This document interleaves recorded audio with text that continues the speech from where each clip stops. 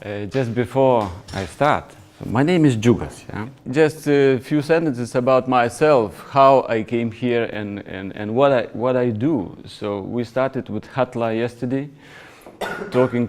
She asked me, "What are you doing?" So I started her telling that I am an academic person and I am a training person. So on one hand, I am university teacher, lecturer, and I teach social economy, social projects. So this is something with social entrepreneurship. On the other hand, I am a training consultant at ISM, University of Management and Economics.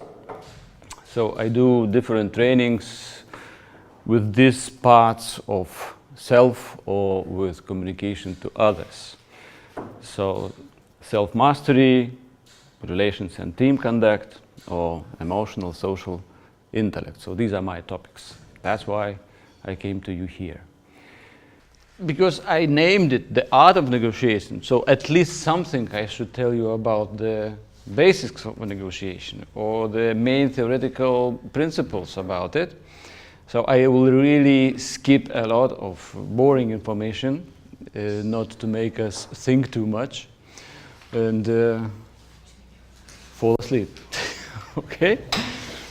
But if we talk about negotiation outcomes, so we always, okay, starting from that, when we enter negotiations, what do you think? Because negotiations, when we think it about international negotiations, then politicians negotiate in between, so not necessarily that. Negotiations are everywhere. We negotiate about our timing. Yeah? When we should return, for example, it is also negotiation.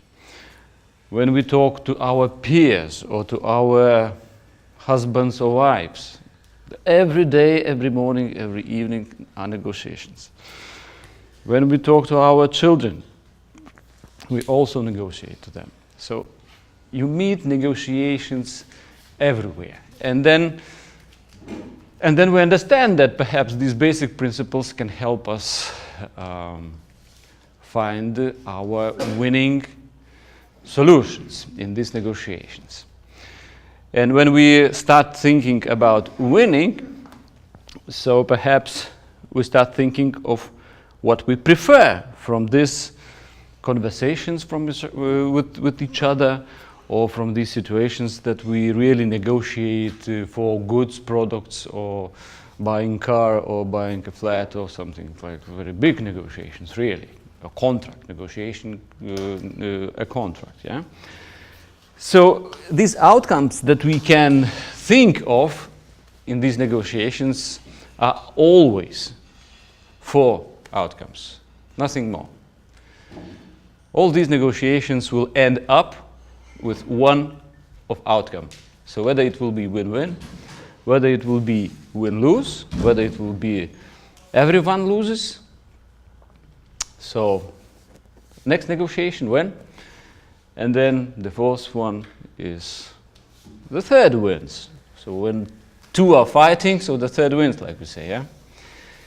So if to put it very easy into diagram or into graphic, so all these outcomes are like you see. If we put on the axis, on the vertical axis, moving towards self-satisfaction. So what I want, what I need in negotiating process, and using my power, so demonstrating my power to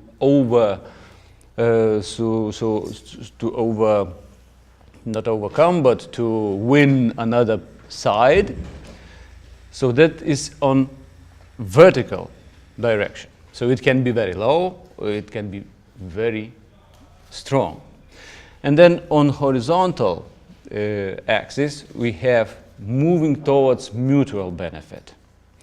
So what we want together to achieve, thinking about other, So about relationship between us and thinking about other side, other person or other business side counterpart that we are negotiating. So to say through empathy, so through taking his or her or their position and thinking together what we can gain from negotiations.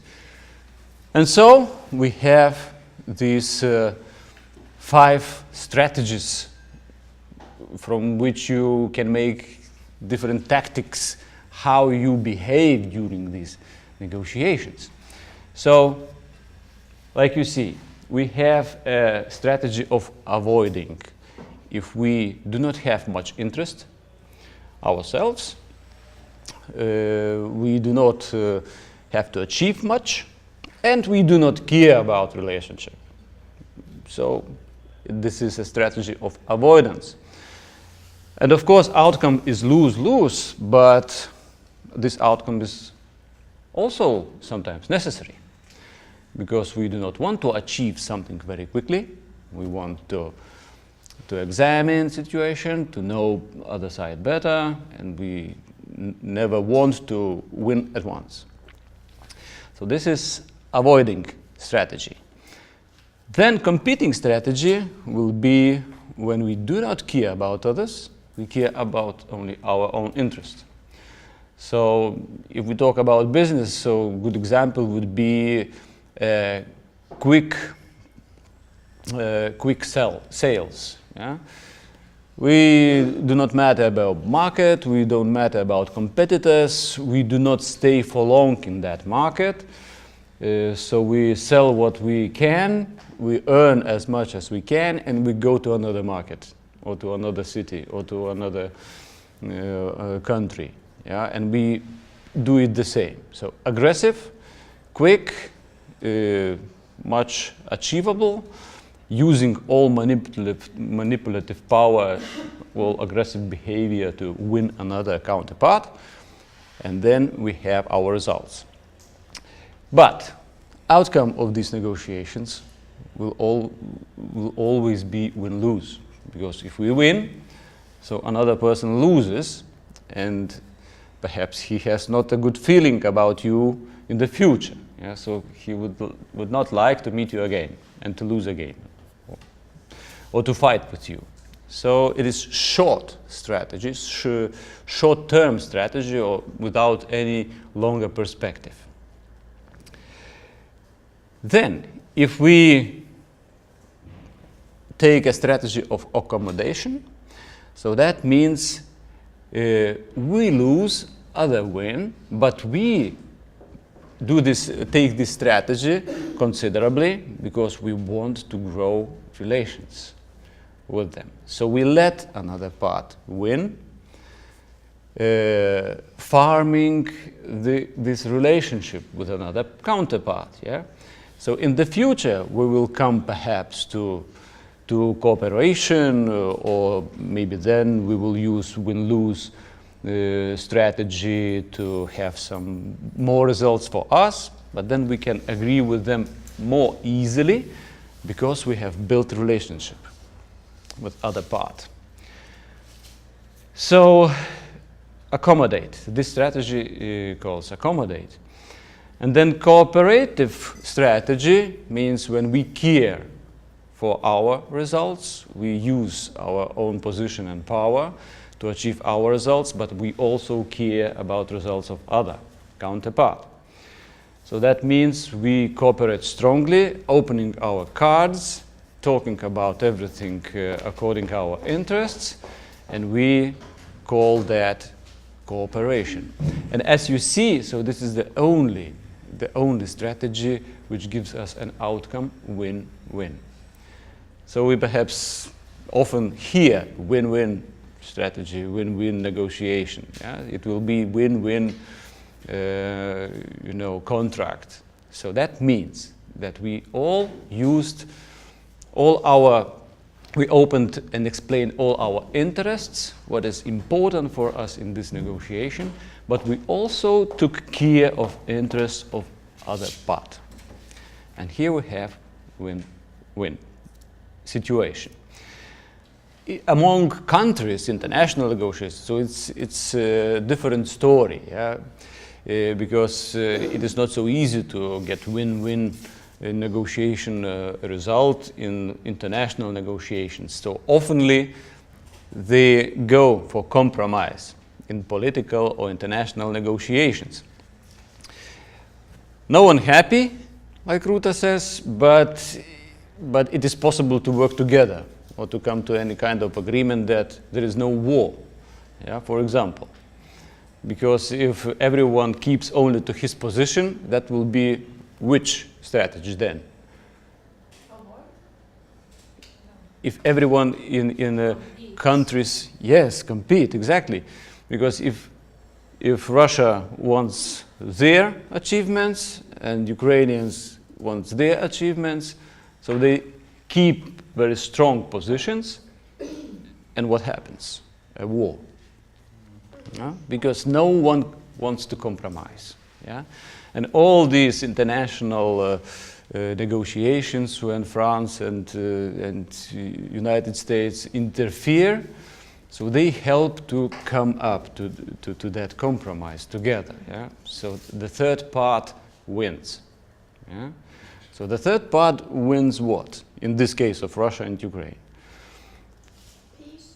Yeah, they win peace. They protect their own interests of maybe spreading market or inviting Ukraine to European Union circles or something like that. So all the time the third part comes into compromising negotiation and there wins. But these two parts, they still are unhappy without any real result that they wanted. Yeah? So they have to give up some part of their interests. So compromise really, it is not the best solution, especially in people relationship or in business, because you got only half of satisfaction. So this is not good at all. I want more, I want it more. So, and it really depends on which strategy we choose in the beginning, how we behave and how we care about other part. So really empathy is important here. So we've got 5 strategies, yeah, and 5 basic principles of which I want to tell, and just to fly through them because it will be more interesting to try to make it happen really. So this is first, separating people from the problem.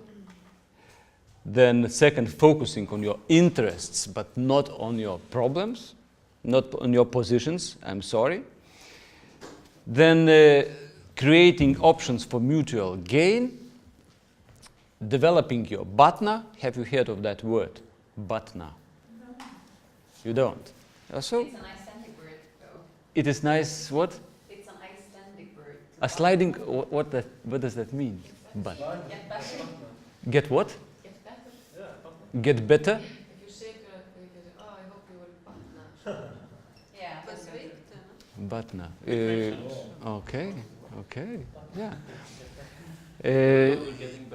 Anyway, it's really a nice word that makes sound of it, but it really has a very important explanation. So I will explain what does that mean. And then 5th principle, defining objective criteria. So we really will not go through all of these principles, but I want just to take the essence of it for your understanding. What does that mean, separating people and problems? So I think you have heard of this very often. So the main thing is not to build your negotiation on your assumptions, on your own perception, and your emotions, yeah, and you're communicating through the behaving in communication process, because often we use our assumptions, our prejudices. We think about people according our fears and according our weaknesses, but not really according what that person is really is. Yeah? So, and you know, when we raise children, or maybe among ourselves, we usually say, this is not you a problem, so not you a problematic person, but the things you do are wrong. Yeah? So not yourself, not your personality is wrong, but you just did wrong thing. So this is separating problems from people, because all personalities, all persons are wonderful creatures, but they make mistakes. Yeah? So this is really important, not to put the equalization mark.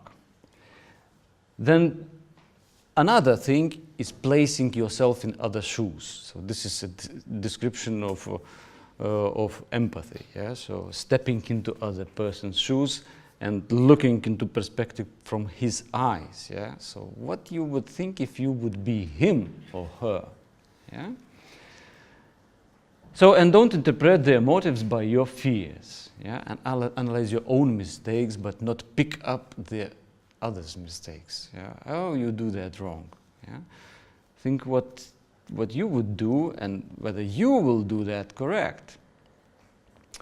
So, this is in very shallow understanding. Communication, in talking to other people, so frame your messages, consider how you tell that, whether it is appropriate atmosphere to tell this, whether your message that you deliver is clear enough in written form, in words or in music or in film, what message you give to other. Listen to understand,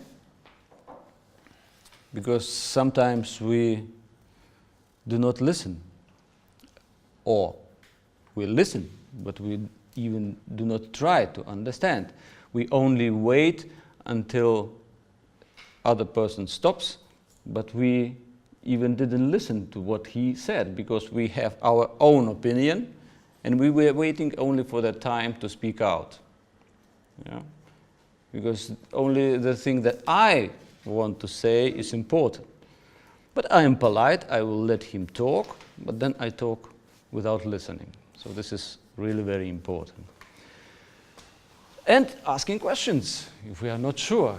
If we were listening and falling asleep while listening already, we just say, sorry, I didn't hear you, can you repeat? Yeah? But not pretend that, yes, I understand. So we nod our head and say, yes, yes, yes, but then when we speak quite another thing. So, separating problems from people. And then the next principle is positions versus interests. So, sometimes positions are really very important, like I said. If we want short-term result, if this is not negotiable at all, if rules are set at home, for example, or if we had an agreement 1 week before, so we should keep to it, so you should only keep to that position and not let any negotiations. So sometimes they are very good to keep your positions, because positions is what you want. So this is your goal, your predetermined goals. They're often based on power and rights, and the goal in a positional negotiation is to push and persuade. Yeah? And sometimes we use that. Can you tell of any kind of such positions during your life? Could you feel them, or maybe you used them yourself? Because I, in my family, often use that. So all the rules are set. So return at home at 10. Yeah? So this is also a negotiation agreement. Yeah? I let you go to the party, but you return at home at 10 or at 1 o'clock. if you are grown up already. So sometimes they really helpful, but they will always be win-lose outcome. So if we talk about cooperation, if we want to do something together, we always will talk about interests versus positions. So always think about your own interests and these interests of other. If positional negotiation is about what you want or what I want, so interest-based negotiations will be about why do you want them. So this is my interests, why I want this. And it can appear that why I want one thing and why you want another thing is the same. Yeah?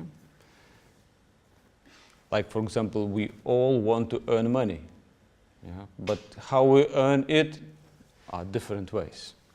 Yeah? But its interest is the same. So why then only pick positions that I want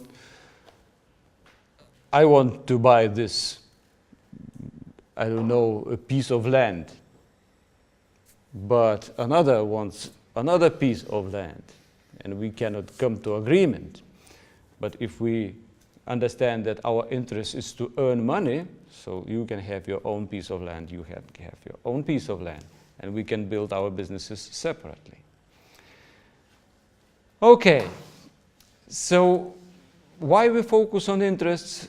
Because they define need, they allow variety of possible solutions, which can come up to different positions in negotiation. Interests allow for a solution that may not involve compromise.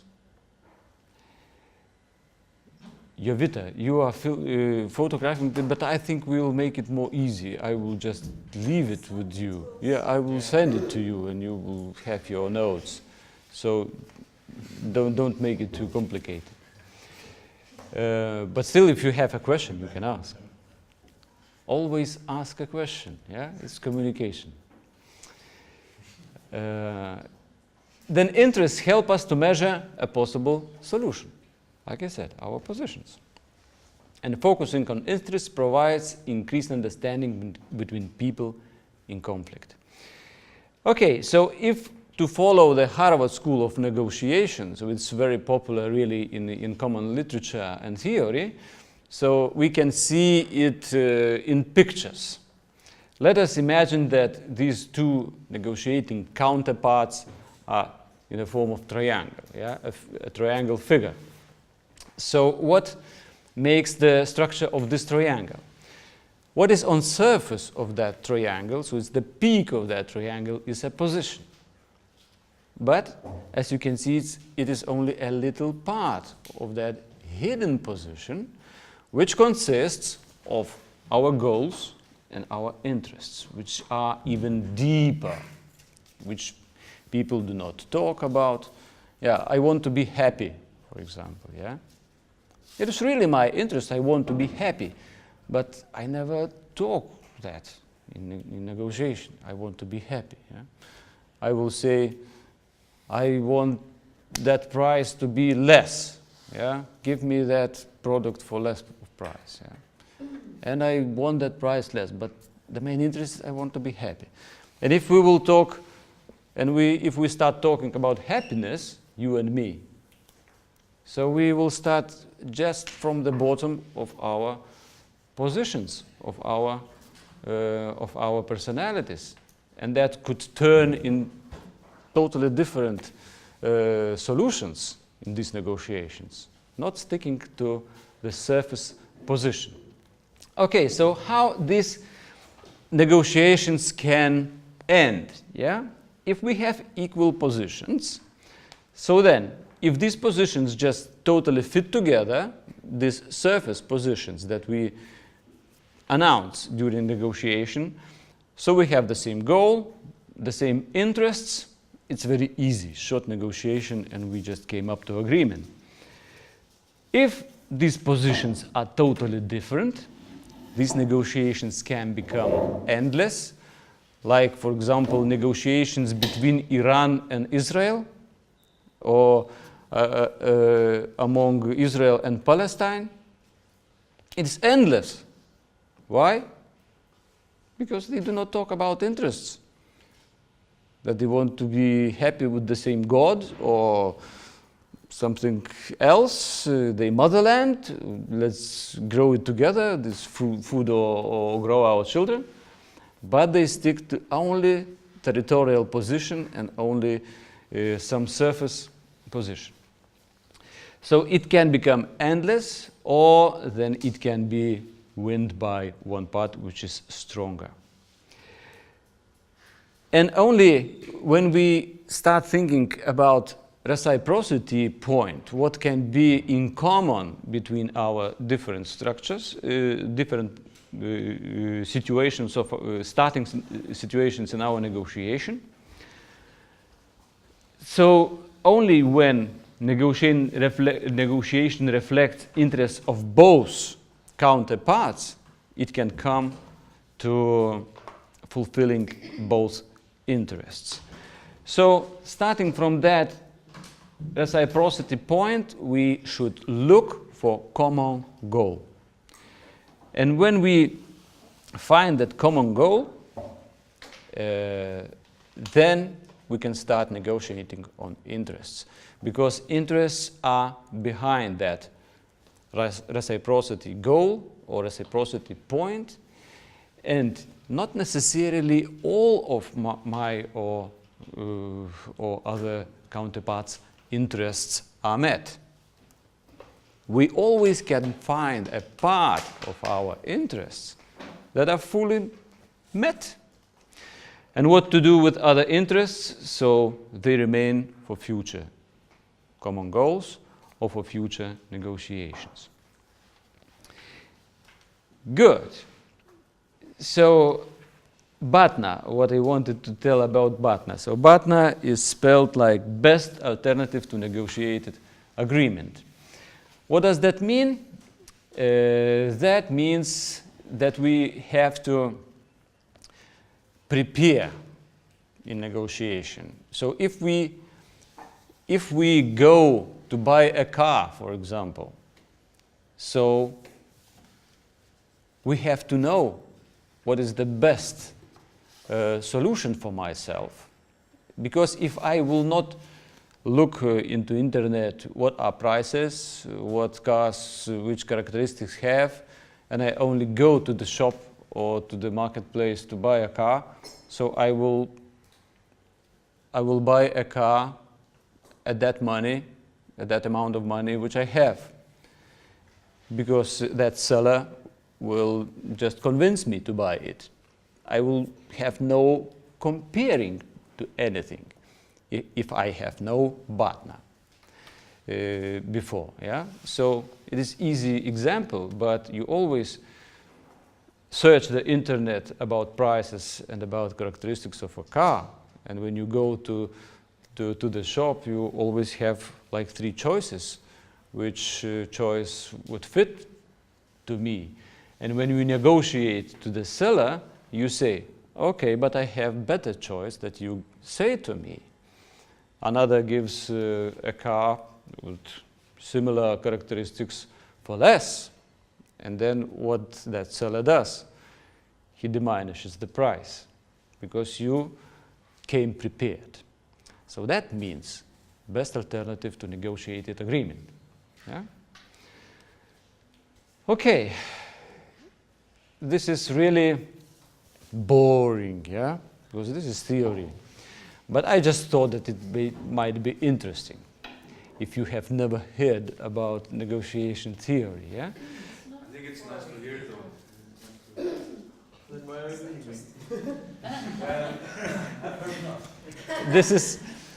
This was just my way to wake you up a bit. So identifying and using your BATNA means that you have to prepare it, so you have to have some more than one alternative when you come to negotiate. Yeah? So some more alternatives, not only one, or just to come not prepared and thinking that I am a strong person and I will convince easily. But you never know, because another person can be stronger. And then if you come only with your position, with your goal, what you want, you can easily lose, because another, if he is prepared better, he will overpower you. Yeah? And then strengthen your partner from constructing your partner to be more achievable, probable, or satisfying. Then, as I said, partner improves your confidence during negotiation, because you are prepared and you can always say, no, no, no, this is not satisfying for me. I go to another seller or I go to another person to get that, because he will give me that for less. And also considers others' partners if you can. So you can research, you can search information about other counterpart, to know his situation, to know his position in the market, and say, wait, I know that you have another alternatives as well. Why you do not talk about that with me? So this is always helpful when you know about another person or about another counterpart more than he expects. Yeah? So then he always is more flexible.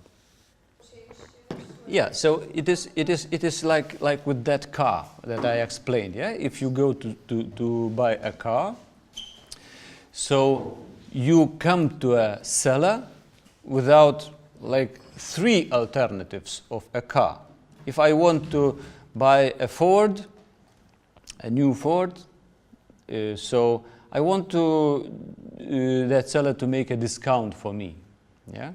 Of course, if it is an official dealer of Ford, that is not so easy to negotiate there, because it is a company, a big company with all politics of pricing. Yeah, but if you come to a market, to a car market, yeah, so it is, or to a simple market to buy fruits or vegetables. Yeah, so then you do that already. You investigate all market, what are prices, you choose some alternatives, and then you think about these cars which you liked the most, and you come to them to negotiate, being already prepared. Yes. If he not diminishes his price, you say, okay, I go to another seller because he sells for less. And then that one, he wants to sell you the car, so he diminishes his price. So this is the main principle of partner. So just the final word about negotiation. What you think is the key to successful negotiation? In other words, empathy. Yeah? Putting yourself in other positions. Yeah? Changing roles, changing your understanding, trying to follow others' thoughts, why he is thinking so. Yeah? Not what I want, but why I want that and why another wants that. Just starting thinking about this. So just easy word. Empathy always helps. Yeah? So this is it about negotiation.